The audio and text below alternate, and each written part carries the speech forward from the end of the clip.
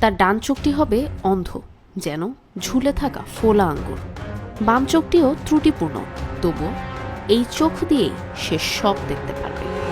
কিয়ামতে 10টি বড় আলামতের মাঝে সবচেয়ে ভয়াবহ মুখ্য আলামত হল দাজ্জালের আগমন। ইসলাম ধর্মানুযায়ী ইমাম মাহাদি আসার পরেই সবচেয়ে বড় যে লক্ষণ প্রকাশ পাবে তা হল দাজ্জাল।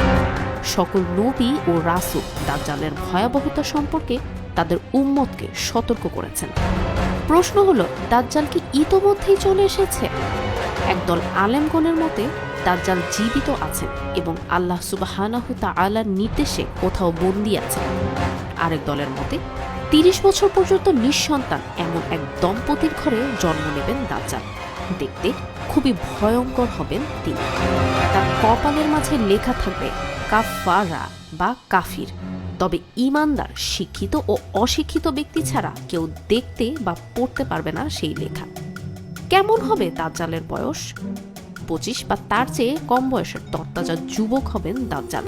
খর্বকায় হলেও তিনি হবেন শক্তপোক্ত দেহের অধিকারী। কি হবে দাজ্জাল আসার পর?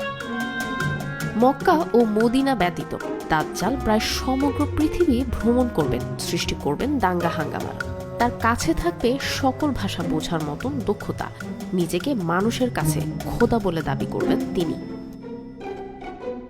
সহিহ জামে আস-সগীর ৭৭৫২ হাদিসের মতে সে মানুষের কাছে গিয়ে বলবে, আমি যদি তোমার মৃত পিতামাতাকে জীবিত করে দেখাই, তাহলে কি তুমি আমাকে প্রভু হিসেবে মানবে?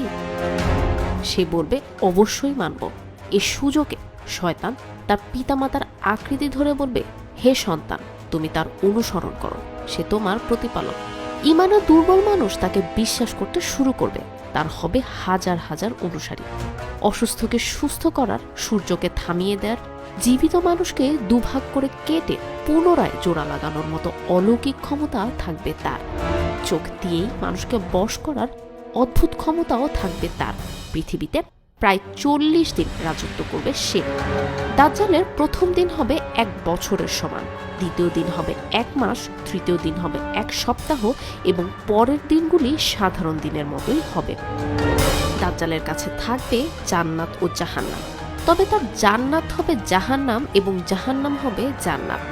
হাদিসে এসেছে, যে তার অবাধ্যতা করবে দাজ্জাল তাকে আগুনে ফেলে দেবে, অথচ সেটি প্রকৃতপক্ষে জান্নাত। যে তাকে অনুসরণ করবে তাকে জান্নাতে প্রবেশ করাবে, যা প্রকৃতপক্ষে জাহান্নাম। যে তাকে খোদা বলে স্বীকার করবে না, তাদের ভূমি বিরান হয়ে যাবে, ক্ষেত ফসল পুড়ে ছারখার হয়ে যাবে, গবাদি পশু মারা যাবে, দুর্বিষহ হয়ে যাবে ঈমানদারদের জীবন। তারা নিক্ষেপিত হবেন দাজ্জালের জাহান্নামে। তবে দাজ্জালের অনুসারীদের জন্য চিত্রটা হবে পুরো উল্টো।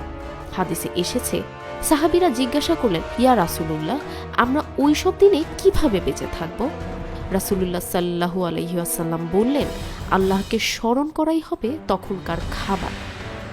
আরেক হাদিসে এসেছে, দাজ্জালের ফিতনা থেকে বাঁচতে সূরা কাহাফের প্রথম 10 আয়াতকে গুরুত্ব দেওয়া হয়েছে। হাদিসের ভাষ্য মতে, যে ব্যক্তি সূরা কাহাফের প্রথম 10 আয়াত মুখস্থ করবে, সে দাজ্জালের ফিতনা হতে হেফাজতে থাকবে।